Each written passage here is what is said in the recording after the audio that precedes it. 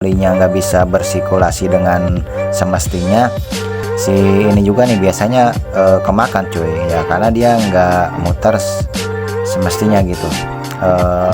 Jadi walaupun ini bahasanya kan kalau ada garis itu bahasanya top, tapi ini bukan ngepasinya ke top cuy. Jadi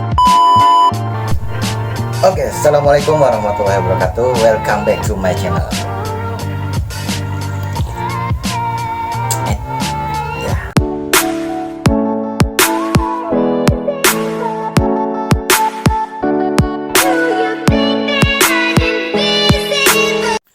Nah, oke, jadi di sini mau gue jelasin satu persatu. Nah, untuk statement atau video kali ini gue mau jelasin tentang cara pasang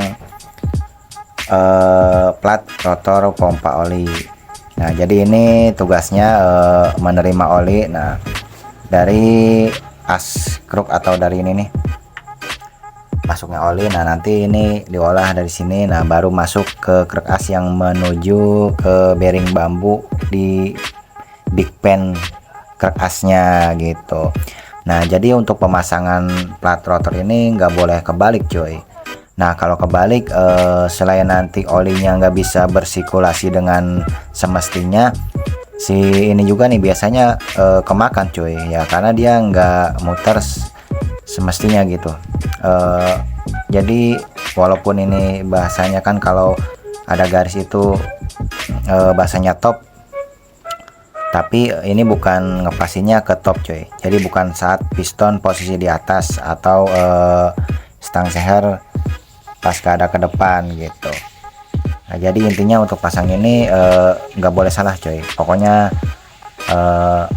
gampang sih sebenarnya ya. Nah gitu. Nah, apalagi untuk part bagian koplingnya, ini ada balancer ya. Kalau untuk motor kopling gue lebih senang pakai balancer dibanding las mangkok gandanya gitu. Walaupun presisi tapi lebih ciamik gitu ya kalau pakai balancer, dan juga bisa request berat sesuai request gitu, dan juga terlihatnya ya lebih elegan gitu ya. Walau harganya lebih mahal ya, tapi kan puas lah gitu, jadi presisi gitu.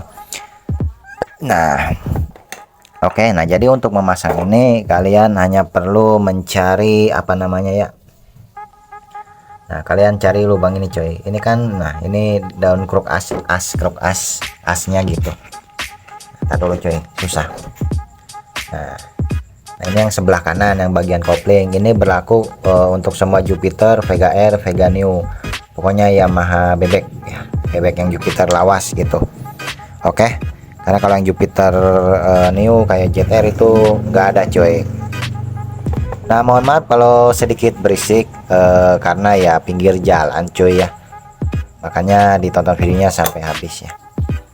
Nah, ini di bagian asnya itu terdapat lubang satu ya. Ini dari drat itu lubang cuma satu cuy, jadi kalau diputar itu nggak ada lubang lagi cuy. Nah, di sini ada lubang satu nih. Nah, terus kita lari ke bawah ke dekat bearingnya itu ada lagi lubang satu nih. Nah, jadi nanti sirkulasi oli dari sini ke sini juga nih. Ini biasanya untuk bos yang di balancer ya. Kalau nggak di mangkok ganda itu keluar oli juga. Nah, lalu masuk juga ke sini cuy. Jadi nanti di sini bersirkulasi lalu keluar dari sini gitu. Lalu masuk ke bagian big pen gitu. Intinya pemasangannya sesuai garis ini gitu cuy.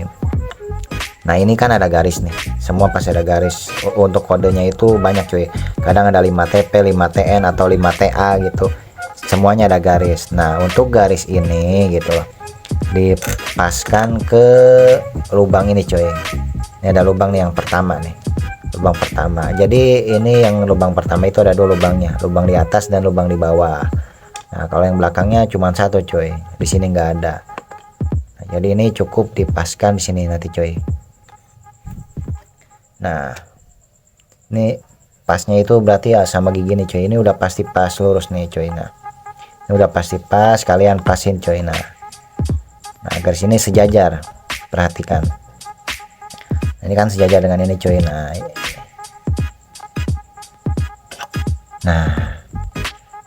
ini sejajar coy. Nah, aduh ini krek asnya apa namanya, torsinya gila juga coy, karena udah stroke up ya, udah tambah daging juga, jadi daunnya udah ada perubahan dari torsi dan gaya lontar. Aduh tuh coy. Nah intinya untuk garis yang ini kita sebut saja garis top, bukan top piston nih ya. Sekali lagi di garis bawahi, ini bukan top piston, awas yang ngetopin dari sini bahaya, bisa terbalik. Ini posisinya kalau nggak salah TMB ya. Nah jadi ini topin buat dari lubang ini coy, ini udah dipasin, nggak bakal salah. Nah baru setelah ini kan posisinya mangkok ganda atau balancer gitu loh. Nah jadi seperti itu. Jadi sekali lagi untuk garis ini itu bukan garis top ya, jangan sampai ngetopin dari sebelah kanan, ngetopin seher pakai apa namanya, garis yang plat rotor pompa oli. Nah jadi seperti itu ya, udah jelas ya, kurang lebihnya silahkan ditanyakan gitu. Nah kalau balancer kan tinggal pasang balancernya cuy, seret. Nah jadi kalau sudah sesuai nanti olinya itu bisa masuk ke big pan. Kalau misalkan miring, contoh miring satu mata, nah, set berapa mata lah contoh miring kayak gini lah gitu. Nah otomatis kan si oli ini keluar cuy, keluarnya ke sini lagi cuy, jadi nggak masuk ke bagian big pan ya, itu bisa merusak big pan gitu, suaranya nanti lama kelamaan kasar, dan juga bisa membuat aus di sini cuy, karena ini olinya itu perputarannya nggak bagus gitu. Jadi si oli nggak masuk ke sini dan nggak nyemprot ke sini, jadi di bagian ini juga kurang tekanan cuy, intinya tidak maksimal. Memang harus gitu, harus pas, jadi nggak boleh melenceng cuy, jadi harus diperhatikan cuy. Sepele seperti ini nih banyak kejadian gitu.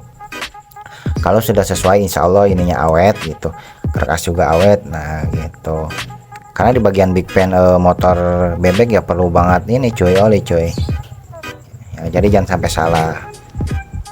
Oke jadi seperti itu, jangan fokus karatnya cuy ya, karena udah 2 tahun lebih nggak dipakai gitu. Nah mungkin untuk bagian kopling ya itu aja ya untuk pemasangan rotor. Nanti kalau ada yang mau lebih lanjut ditanyain bisa di komentar ya. Jadi kesimpulannya gue ulangi sekali lagi ya biar lebih paham. Jadi untuk garis ini nih, garis top pada rotor pompa oli, plat oli. Nah, ini ada garisnya. Garis ini dipasin sama lubang pertama nih. Kalau lubang pertama sudah pas, sudah pasti lubang keduanya pas coy. Jadi nah ini bukan buat ngetopin piston, ini buat ngetopin ke jalur dari as, dari krek asnya gitu, biar ada patokan gitu. Jadi misalkan udah pas si lubang ini, jadi nanti sirkulasi olinya masuk cuy ke bagian big pan. Oke jadi sekali lagi, ini yang bikin ngeri itu dibikin top seher, jadi ini bukan top buat top piston. Oke cuy. Nah kalau semua udah sesuai insya Allah aman coy. Nah ini berlaku untuk kode 5TP 5TN 4ST yang ada plat rotor olinya ya, kan kalau 5D9 itu nggak ada coy. Oke ya mungkin sampai sini sudah paham ya.